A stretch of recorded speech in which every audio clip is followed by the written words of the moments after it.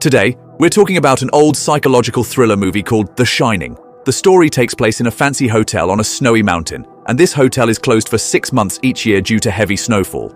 During this time, only a caretaker stays in the hotel. Every now and then, a new caretaker arrives with their family to stay in this isolated place for 6 months. What challenges do they face in this large hotel? Can they escape the mysterious and strange things happening there?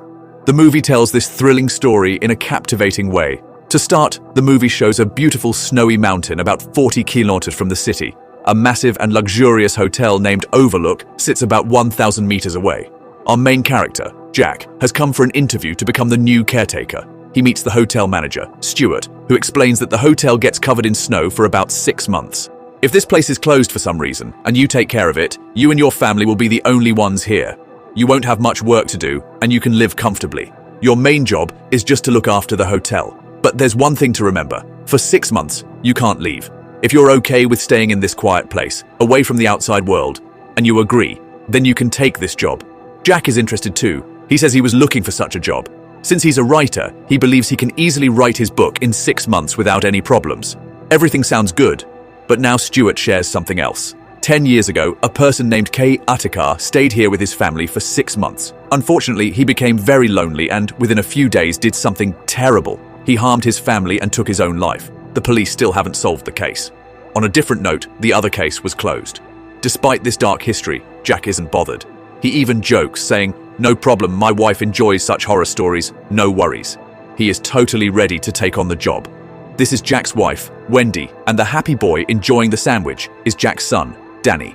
Danny has an imaginary friend named Tony, who he talks to when he's confused. Danny even asks Tony about Papa getting a caretaker job. Tony assures him that Jack got the job and will call soon. Right when they're excited about the news, Jack calls to confirm he got the job. But let's be a little suspicious. Later, Danny asks Tony if they should go to the hotel, but Tony warns against it, saying it's dangerous. Suddenly, Danny imagines waves of blood inside the hotel and gets scared, fainting. When the doctor arrives, Wendy explains that Danny has been talking to Tony since childhood. The doctor wonders why Danny has such hallucinations. Wendy thought it was just a normal childhood thing and hoped he'd grow out of it. The scene ends here. Winter is starting, so the Overlook Hotel will close for 6 months. Jack and his family, including Denny, go there. Manager Stuart shows them around the hotel, explaining everything. The staff is busy packing, heading home, and will return after 6 months. Meanwhile, Denny plays in the game room and sees 2 twin sisters, making him scared. They vanish. Stuart then shows Jack and Wendy their room and a car called Snowcut for snow use. He mentions it can be used in emergencies. They meet the head chef, who shows them a storeroom with more than 6 months' worth of food, ensuring they'll be comfortable. Then he asks Denny what he wants, calling him Doc. Wendy is surprised since nobody called Denny by that name here. The chef insists she called him Doc earlier, but Wendy is puzzled, realizing she hadn't used that name since they arrived at the hotel. Wendy gets a bit confused about calling Danny a specific name. Now, Danny tries to read the chef's mind because sometimes he can read minds. Danny feels the chef wants to give him ice cream, and then the chef asks if he wants some. Danny says yes. So the chef takes him and gives him ice cream. The chef also has the power to read minds like Danny, and he knows Danny used his power too. The chef tells Danny that both of them have a special power called Shining, a gift not many have. Danny asks if anything bad happened in the hotel, and the chef says no. Then Danny mentions that his friend Tony warned him about something very bad happening in room number 237. The chef's face turns red, and he warns Danny and his family to stay away from that room under any circumstances. The next scene shows the hotel empty, with only Jack, Wendy, and Danny remaining. In the morning, Wendy goes about her usual work. After seeing Jack having breakfast, she suggests going out to see some beautiful sights because the weather is nice. However, Jack prefers to be alone and wants to spend more time writing his book. He encourages Wendy and Danny to go out on their own. Wendy and Danny explore the areas around the hotel, finding a grass table where they start playing together. Meanwhile, Jack is happily engrossed in his writing, and a month passes by smoothly without any problems. So far, they haven't faced any issues during their stay. One day, as Danny rides his tricycle in the corridor, he comes across room number 237. Curiosity sparks in him, wondering why he was told not to go there. Despite the temptation to open the door, he changes his mind, thinking it might cause problems elsewhere. Jack remains immersed in his writing. Wendy eventually asks Jack to go out, but he is deeply focused on his work and refuses. Frustrated, he tears his written paper and shouts, expressing his desire to write in peace. This creates tension between Jack and Wendy as he becomes agitated by the interruption. Wendy sadly goes away because Jack shouted at her for the first time. Wendy, feeling hurt, goes out and starts playing with Denny. As Jack spends more time alone, the loneliness starts affecting him, making him act strangely. One night, Wendy tries to call someone, but all the lines are dead. She contacts the local police station through the radio, and they inform her that the connections are cut due to a storm. They advise keeping the radio on for any disaster alerts. Days pass by. One day, Denny sees the twins in the corridor, calling him to play. Suddenly, a horrifying scene appears. Both twins lying on the ground covered in blood, with blood on the walls. Denny gets scared and asks Tony, his imaginary friend, "What's happening?" Tony reassures him, saying it's just his imagination, as the chef had mentioned. After a few days while playing, a ball comes near Denny. He follows the direction it came from and finds that it rolled out of room number 237. Now, the door to room 237 is open, and Denny feels scared. Wendy suddenly hears a scream. She rushes to find Jack lying down, crying strangely. She manages to calm him down and asks what happened. Jack shares that he had a dream of hurting Wendy and Danny. Wendy dismisses it as just a dream, saying it's not a big deal. But when she sees Danny, she panics. His shirt is torn, and it looks like someone attacked his neck. Wendy accuses Jack of harming Danny, but Jack denies it, pleading for her trust. He then runs down the corridor, screaming, and goes to the hotel bar. There, he experiences illusions, seeing a bartender. Jack tells the imaginary bartender that he never hurt his son, but Wendy is accusing him.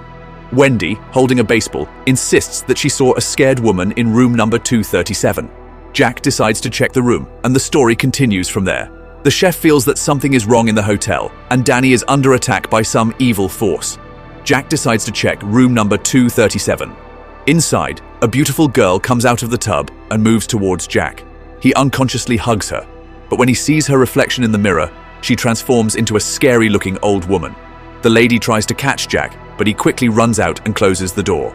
The chef, sensing trouble, tries to call the hotel, but all the lines are dead. He contacts the police station, informing them about a family in danger at the Overlook Hotel and requesting help.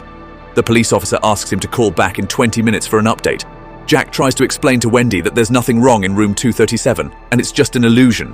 He also dismisses Danny's fears as the imagination of a child. Wendy, feeling uncomfortable, asks Jack to leave the hotel, but Jack, sounding like he's not in his right mind, shouts that he signed a contract for 6 months and his work is more important than her concerns. Later, they show Danny, who is very scared, seeing imaginary rivers of blood inside the hotel. He also sees a door with Red Room written on it in blood, adding to the mysterious and unsettling atmosphere. Jack goes to the party hall, which appears completely empty. However, Jack sees a party happening there. A waiter accidentally spills something on Jack, apologizes, and takes him to the bathroom. The waiter introduces himself as Charles. Jack asks if he is the old caretaker who killed his wife and daughters, and Charles admits to being that caretaker. He explains that his family was disturbing him, so he killed them. Charles suggests that Jack should do the same since his family is also bothering him. Charles specifically advises Jack to beat Danny, who he thinks is becoming too smart. Jack, already showing signs of being disturbed, becomes even more mentally unstable. When he leaves the party hall, he first breaks the hotel's radio system. He then scolds Danny. Wendy, concerned, approaches Jack and finds him muttering the words "Red Rum" repeatedly. When she asks Danny what he's wearing, he insists it's Tony, not Denny. Wendy asks about Denny, and Danny responds that he won't come because he's very scared. Wendy becomes worried about her child's strange behavior and wonders what has happened to him.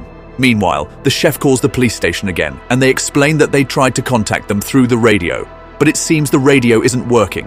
Convinced that something bad is happening, the chef immediately leaves for the town where Overlook Hotel is. Wendy, in the meantime, discovers what Jack has been typing on the typewriter for the past 5 months. He repeatedly wrote the same sentence. Suddenly, Jack, whose real name is also Jack Nicholson, reveals his true intentions. He confesses that he came to work peacefully at the hotel, but Wendy and her clever son didn't let him. Now, he plans to eliminate both of them. He threatens Wendy, saying that if she doesn't call Danny, he will harm him, and if he finds Danny on his own, the consequences will be worse. In this critical situation, Wendy takes action. She hits Jack on the head with a baseball bat, rendering him unconscious. She then drags him into the storeroom and locks the door. Overwhelmed with sadness, Wendy reflects on how Jack has transformed into a dangerous psycho, no longer the same person he once was. Wendy decides they need to escape, so she goes to the garage where there's a smart cat that can walk in the snow. However, Jack, being dangerous, had already damaged it to prevent Wendy and Danny from leaving. Meanwhile, in the room, when Jack regains consciousness, he hears a voice resembling the deceased Charles, telling him he has to kill his wife and son, reinforcing the dangerous influence in the hotel. The storeroom door opens on its own, suggesting a menacing force at play. The chef, who is aware of all this, is on his way to the hotel in a snow vehicle.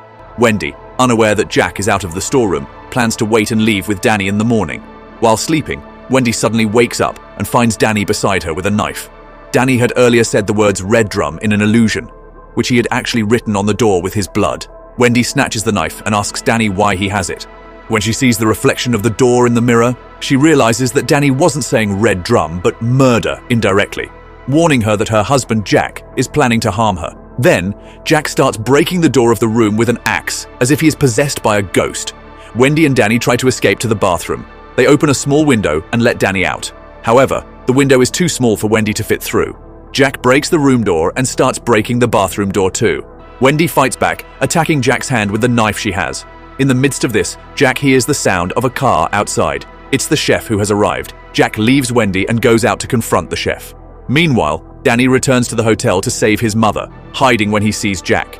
The chef, unaware of the situation, enters the hotel and Jack attacks him with an axe. Denny witnesses this and screams, prompting Jacob to follow him. Denny manages to hide under a table made of grass, escaping Jack's pursuit. Although he doesn't know the way, Denny desperately wants to get away from Jack. Jack starts following Denny's footprints. When Wendy comes out of the room, she discovers a strange and horrifying scene. The dead body of a waiter lying in the lobby with a bleeding head and skeletons everywhere. The hotel has turned into a nightmarish place. Wendy is terrified after witnessing the gruesome scene in the lobby. As she wanders through the confusing paths, Danny realizes that Jack is following his footprints. To escape, Danny starts erasing his footprints, jumping and hiding on the other side. Wendy notices a strange smell of blood and discovers high waves of blood, making her extremely scared. After tracking the footprints, Danny returns to the same path and reunites with his mother. They both get into the car that the chef had brought. Wendy starts the car and they drive away from the hotel. However, Jack, unable to find his way out, freezes to death in the snow as morning arrives. In the next scene, the Overlook Hotel is shown with many photos displayed, including one of Jack. Although the movie has concluded, there is a sequel that came out 40 years later in 2019 called Dr. Sleep.